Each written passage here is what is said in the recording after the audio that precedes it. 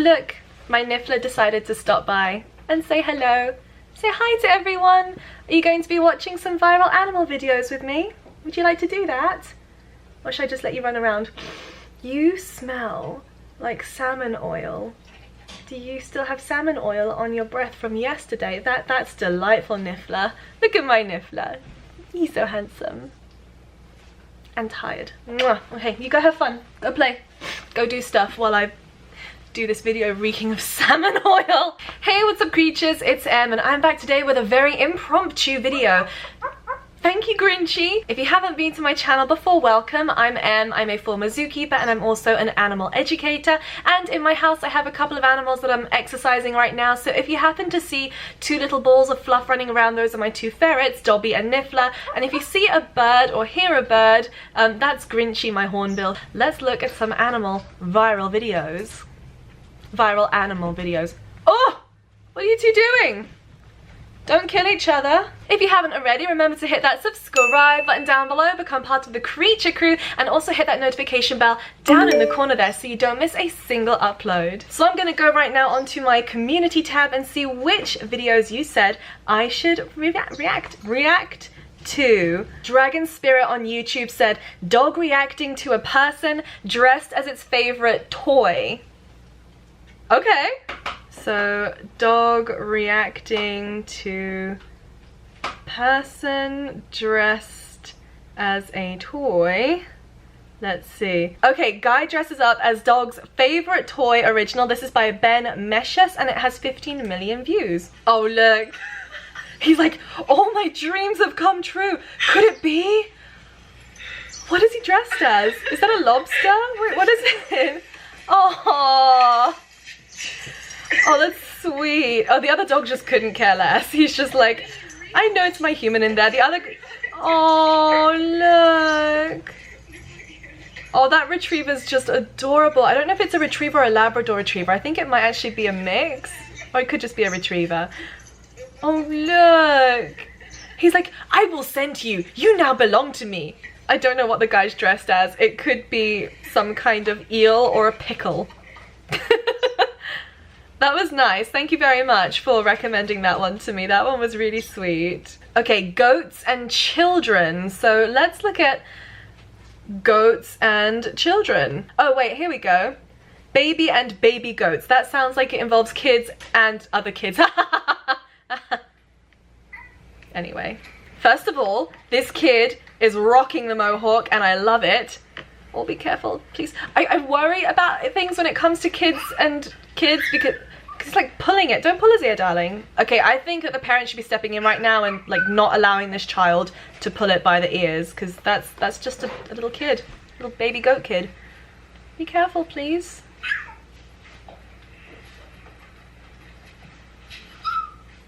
He's trying to pick it up. Okay, the child is now sitting. I like that. Oh, look at the other kid. He's just bouncing. Like the goat kid's just like, hello, what are you, little bipedal thing? Pink little bipedal squishy being. You got a little tail wiggle. Oh, don't pull it by the tail. Come on. Okay, I know he's just a child, but I'd still be there. Like, don't do that. Don't just like let me put your hand on the goat and I will help you to stroke the goat. But then I'm like massively over-parenting with children. I actually kind of feel bad. I feel like the goats kind of just want to get away at this point. They're hiding under their chair. Okay, so not a complete disaster. Let me have a look at some of the comments. Oh, comments are disabled for this video. I had to disable the comments in this video because they're becoming outrageous and stupid. Here's the deal, it should be obvious. The goats were not hurt and were never in danger of being hurt. They turned out fine. Kid here is 13 months old, being a normal 13-month-old. Stop overreacting to this kid. Go find something real to be outraged at. Triggered!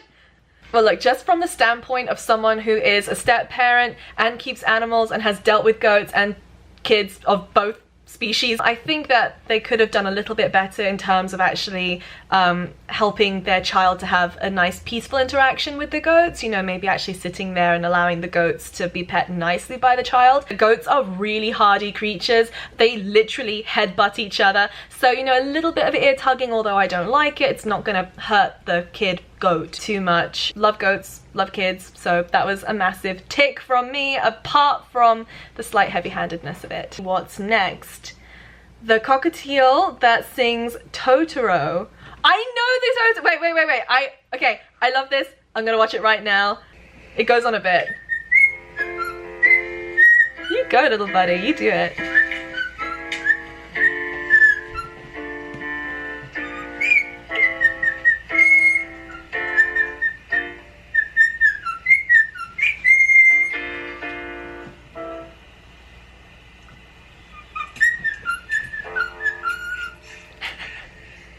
Okay, this is where I start to really enjoy this video because he starts off with so little confidence, like he's just warming up, and then as the video progresses, he just gets a lot more bold and empowered, and he's like, yes, I can sing this, I am doing this properly.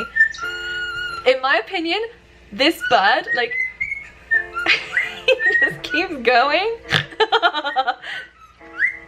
Like, you see how his wings are just that little bit open? He's like, that's like someone opening their arms a bit and being like, look at me doing this. My voice is so beautiful.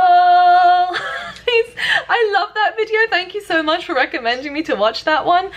That cockatiel is having the time of its life. I love that video. That video of that cockatiel, just so you know, there are actually spin-offs of that cockatiel video with like cockatiel singing Totoro, expectation versus reality.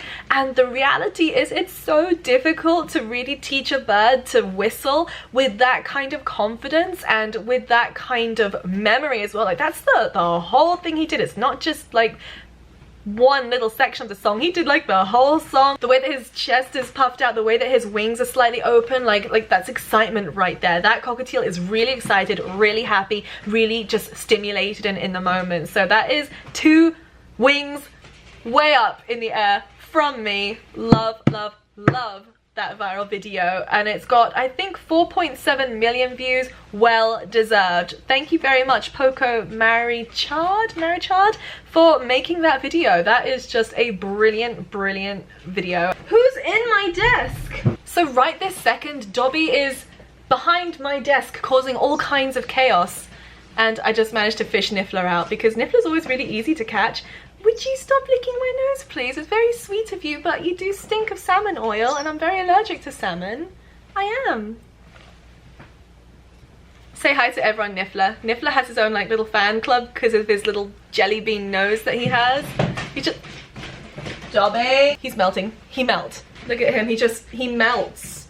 He does nothing but melt. He does nothing but sleep and melt and smell. You're too cute. Mwah, I love you. Where's Dobby? Dobby! Dobby! Let go! So this creature right here, this is Dobby. She is my little female ferret, who's about half the size of Niffler, yet 10 times as destructive in power to Niffler. And although she looks sweet, she has this thing about rubber. She loves to chase and eat anything that is of a rubber texture. And right now she has a fascination with my binder, my new binder that I just got from Staples so I can work on my series. And you're trying to eat it and destroy it. Why would you do that? You can go back on the floor and try to be good. She's not gonna be good. She's gone straight back to it. You have to see this. So Dobby has wrecked the bottom of my blinds and she's trying to eat my binder. You see that? My little red binder back there? Get off it. Get off. Leave it. Drop it. No. Get out. Out of my drawer. Dobby. Look at her. I'm trying to film a video and you're making it really difficult. Excuse me? Excuse me, Dobby? What are you doing? No, Niffler! Oh my goodness, get out! Get out! Out of the back there.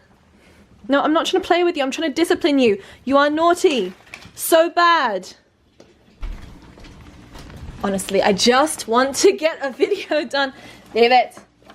Leave it. Look, you have socks. You have socks and pens, Dobby. Leave my things alone. Leave it. You're so bad. I'm literally just gonna put you away in a minute. You watch and... Okay, here you go, you can have it. Never mind, I'll get another one.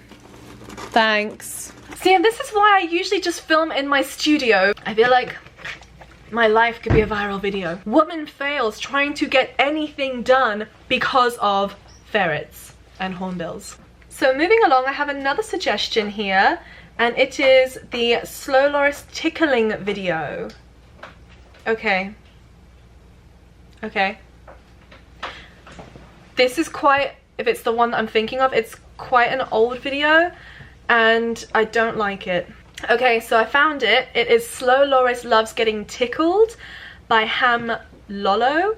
It's got 6.9 million views. It was uploaded a long time ago, 2009. God, 10 years ago! 10 years ago. More funny animals in special website. Okay, let's not click that. Let's see this Slow Loris getting tickled and I will tell you about this.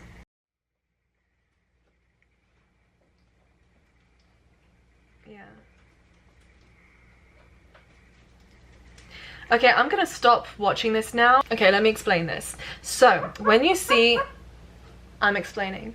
So when you see that Slow Loris and he's got his hands up like this, most people would think he's like, yay, this is so fun, please tickle me here and tickle me here. That's not the case at all. What's actually happening in this video, and the reason I find it so difficult to watch, is because that animal is terrified. Now with the Slow Loris, it actually produces a toxin and it excretes this from actually its elbows. I think it's actually its bicep. I think it might be its elbow. It's either its elbow or upper bicep. I'm not completely an expert when it comes to the anatomy of a slow loris, or any loridae for that matter. And they're actually able to take the toxins that actually are secreted from that area, and they hide their heads like this and they coat their teeth in this toxin, and that means that if you get bitten by a slow loris, you are in for a hell of a bad time. When poachers collect slow loris, they actually just use, it's really crude, they get nail clippers, like the way that you would clip your nails. They get nail clippers, they just cut out from the gum,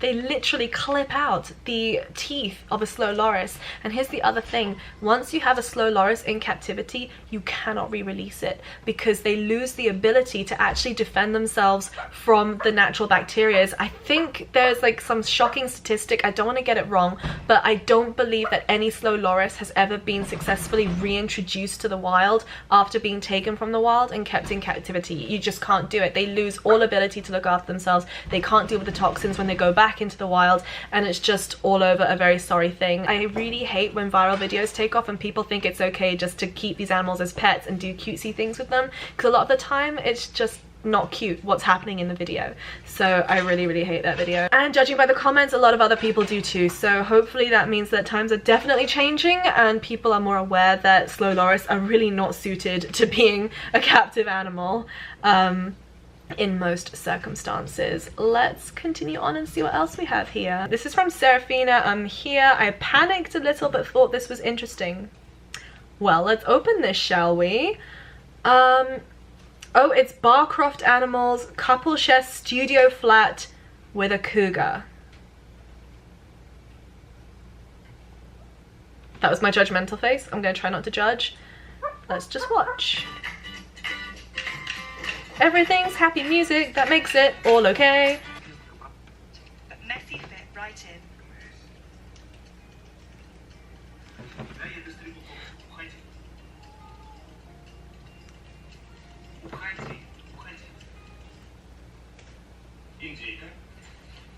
That has to get so expensive feeding that cat.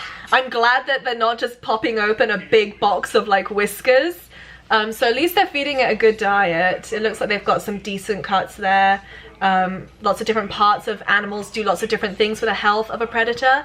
Okay, so I'm glad that the couple actually are feeding the cat a great diet, and they seem to exercise it, but at the same time I can't help but feel it's just that little bit selfish. I mean, we're talking about not just, you know, the house cat. This is a wild apex predator that needs to hunt. They cover huge distances, and I can't think that they'd really be able to replicate that. Big cats are so inherently predatory that something as simple as them, you know, tripping over and falling could result in the cat's instinct just kicking in and the cat deciding to jump down, like on the back of their neck, which is where they'd normally go for. A really good famous example of this happening was actually, you know Steve Irwin, who sadly passed, his wife, Terry, or rather widow, Terry Irwin, she actually used to run a big cat rescue way before she actually met Steve, married him, and then of course they went on to have Bindi and Robert and whatnot. But she had a big cat called, I was about to say Melina, I think she had a cat called Melina, a big cougar called Melina, and she had that exact same thing happen where she tripped backwards and had her cat chomp down on the back of her, no, it was her skull, and she mentioned feeling the pressure on her head, like her head was about to burst like a watermelon. And this was a cat that she'd worked with extensively and had done educational outreach shows with, so it was a very tame cat. But accidents can happen, so I hope that either if this couple in Russia ever get out their depth, they manage to find a better suited home for the cat, that might be ideal. More power to them if they can do it well, but I personally think it's a bit selfish. Personally. And I think that's where I'm gonna leave it today. Too much of a good thing. I'm having too much fun with this. I really hope you guys enjoyed this video. It's a little bit different, but I wanted to kick off the year just, you know, fresh, doing something a little bit different. But do not fret. I know you want more creature features, so I may be working on a very special creature feature for you. And I know that you want a lot more like pet care videos and more cage tours. They're coming. Stay tuned. Hit that subscribe button if you haven't already, and I will see you in another video soon. Bye.